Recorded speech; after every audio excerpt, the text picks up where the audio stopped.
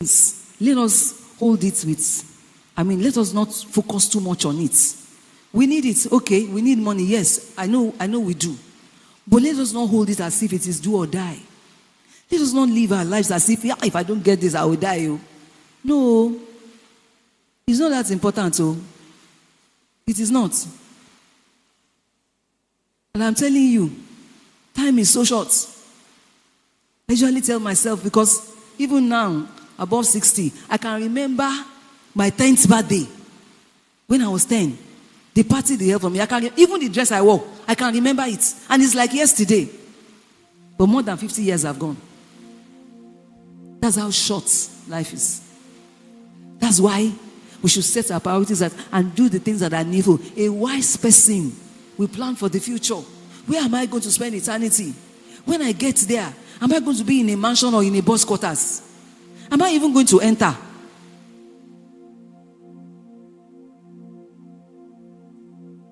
There's joy that comes when your life becomes a channel of God's power. You speak and somebody believes. You invite to church and somebody responds. You follow up and somebody stands.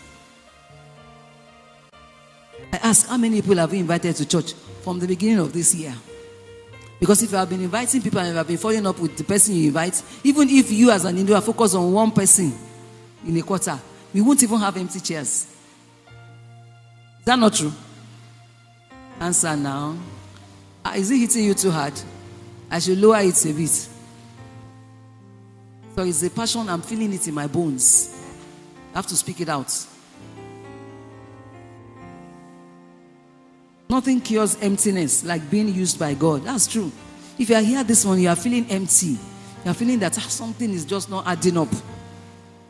When you surrender yourself and you are used by God, it cures emptiness. Many are unfulfilled, not because they lack blessing, but because they lack impact. This joy is deep joy, not shallow happiness. Lasting joy, not temporary excitement. You're happy today. Somebody bought me a fine dress. That dress will get old. So what happens?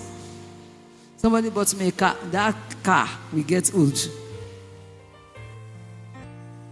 This is a house. It will age.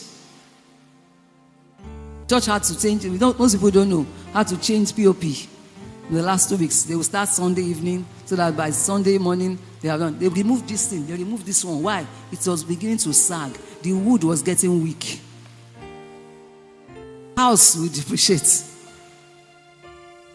The one there up on the gallery was done from last week Sunday. So yesterday, costing millions of naira. House will depreciate. But the house in heaven will not depreciate. The Bible says there are streets of gold. Not all these potholes all over Festac Town. Won't you rather walk to be there?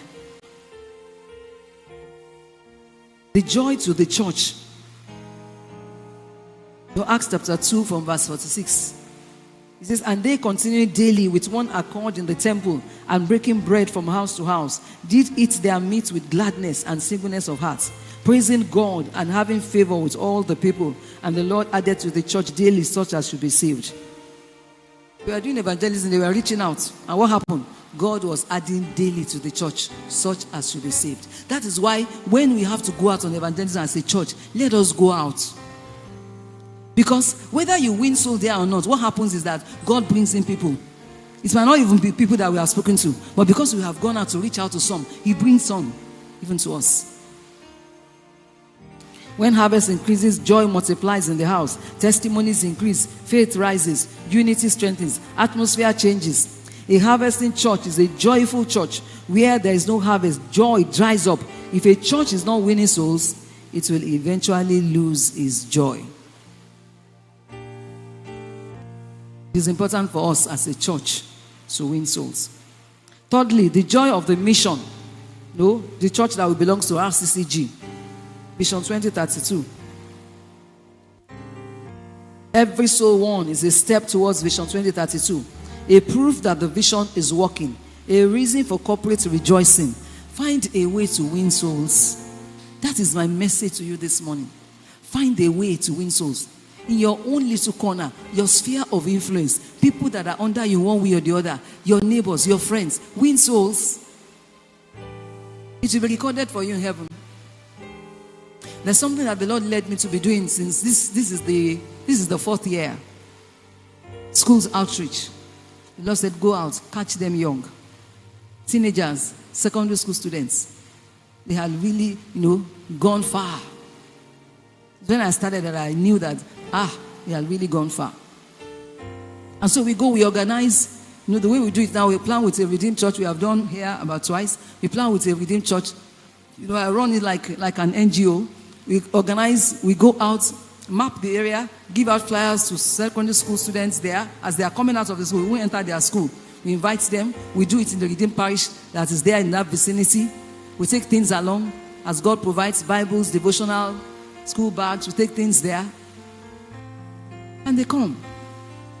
Last week Saturday, not this Saturday of yesterday, we are in Onike. Awesome. We are overwhelmed. We had almost 900 students that came. And almost 200 gave their lives. You even see some students with hijab. No, don't clap. Because there's so much work to be done. But for me, it gives me joy. I'm building a mansion. I have not built mansion here. It does not matter. But I want to build a mansion there. It would be nice for you to stay in my boss quarters. That's why I'm speaking this word from my heart this morning. It's not everything in the manual that I'm following. I'm just speaking from my heart.